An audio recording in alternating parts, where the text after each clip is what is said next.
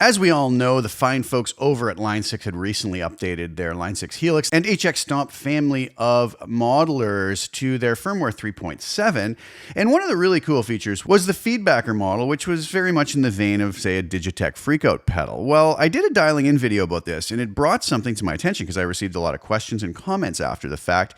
When in that video, I talked about a particular Footswitch capability the Helix has and kind of made the suggestion that the feedbacker works really well with it. Now, you might be asking what I'm talking about. We'll get to that in just a second, but we do have a lot of features in the Helix, and a lot of times we can forget that we can do certain things, and a lot of folks will reach out to me and even tell me, you know, when I first had my Helix, I was using that feature, and then I forgot about it, or I've done a video in the past, and it's kind of buried deeper in the channel, and people don't come across it. So every now and then I like to revisit some of these really cool features that can really add a lot of potential functionality and maybe increase our workflow or give us some creative new ideas to utilize with our Helix. So today we're going to be talking about the very topic that came up in my feedbacker video, which is the momentary versus latching foot switch. So without further ado, let's dive over. We're going to do this real quick, and I hope it sparks some new creative ideas and gets you working with your Helix in a new way. All right, so here we are over in HX Edit. Now, you might say, well, what is a momentary switch? Well, first of all, when we have a foot switch on the Helix, if we come into any of these particular blocks that I have, I can quickly assign one of these to a foot switch. You'll see that I have this little Hot Springs reverb assigned to foot switch 3. I could switch it to somewhere else if I so desired. And then if you look down at your Helix, in stomp mode, you will see that it's there. Now, the way this normally works is I will click that on and off. And when I click it one time, it turns the effect on or it turns the effect off, depending on what state it was already in. And I would say probably for 85, 90, 95% of the time, that's exactly how we want it to work. But there is this cool function that if we come over here once it's assigned and go to bypass controller assign, we can see the assignments we have within this preset. And you'll notice here that I have the Hot Springs set on Footswitch 7 to be in bypass mode. So it's either going to engage or disengage that.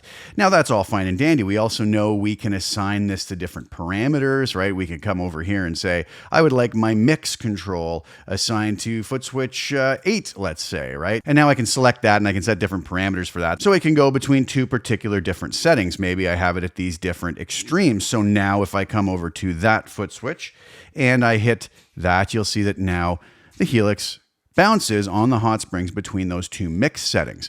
Well, let's say, for instance, that I kind of wanted to be able to just access a really high mix like I set up, but I don't want to always have to click twice to go back and forth. Let's say I just want to be, while I'm playing a chord or a note, let's say I want to hit that mix, and while I'm holding the foot switch down, it's going to remain at that setting, but when I release, it's going to automatically go back, so I don't have to do this double foot switch tap. Well, we can do that very simply. We come over to bypass controller assign, choose the parameter we're looking at. In this case, it's this mix control. And instead of having the type of foot switch it is set to latching, we can change this to momentary. Now, you might ask, what's that going to do?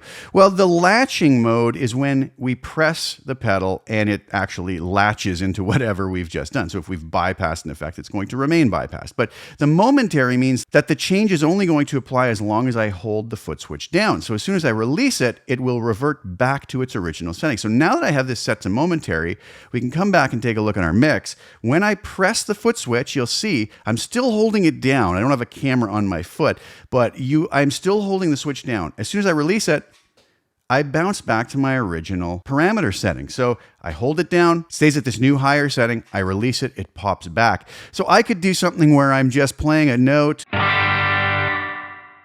and I just want it to bump up there. This is maybe not the greatest example because I don't have a huge dwell set on this. Whereas if I hadn't done that, you hear the mix kind of pop up. Again, maybe not the best example, but I'm just kind of, with what I had open in this preset, just kind of showing you how I can do this. This came up because of this feedbacker effect that's been added in 3.7, where we want to maybe have it feedback, but we don't want it to just continually feedback out of control. We want to control that with our foot. So we can play a note, hit our momentary switch, have the feedback engaged, go on as long as we're holding the foot switch down. When we release it, it releases that feedback. So there's a lot of possibilities for this. Another way we could utilize this, and I'm just thinking very quickly off the top of my head here to give you ideas, but ultimately it's going to be up to you to come up with creative ways to use this. And when you really start thinking about it, it can really open up a lot of cool doors. So we've added this volume block at the end, which normally comes assigned to an expression pedal, but we're going to come and assign this to, let's say, Footswitch 9, and say that we want Footswitch 9 to, control this in sort of bypassing and engaging the pedal. Well, I have to do this double click. Now, if I set this volume so that it's at 0, it's going to act basically as a kill switch. So when I engage it, it's going to kill my sound. So it's acting kind of as a kill switch, which is great, but I don't want to be doing all of these extra taps. If I come over to bypass control or assign again, choose this, set this to a momentary switch again, and I'm going to just bypass this. When I press the switch, it's going to engage, so cut the sound. When I release the switch, it's going to disengage, and I'll have my sound back.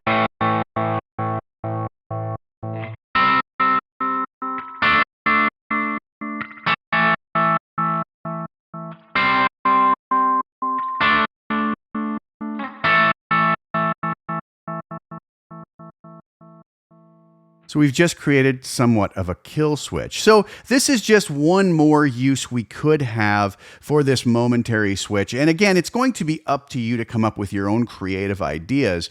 But I thought I would throw a couple things out at you here just to remind folks that that is actually possible on the Helix, and very simply. All right, so there you have it. That's a nice little reminder of that great momentary switch feature we have on the Helix. Something to keep in mind, we can also do this right on the unit itself when we use our capacitive touch switches to assign a particular block to a particular foot switch. You will see on the screen the ability to switch from latching to momentary right up there. Very useful feature, really wonderful, and I hope you guys enjoyed that, and I hope it sparks some creativity in you to maybe go and experiment with some different blocks and this wonderful feature. So thanks so much for tuning in. Please like the video, share it with anybody you think would get some use or enjoyment out of watching it. Also, please subscribe to the channel, hit the little bell notification to get notified when I put new content out. Today, I am going to leave you with one of my new Line 6 Marketplace Firmware 3.7 audio demos. I hope you enjoy it. The link will be below to the preset if you like what you hear, and I really hope you do enjoy it. Thanks again so much for sharing your time with me. Ciao for now.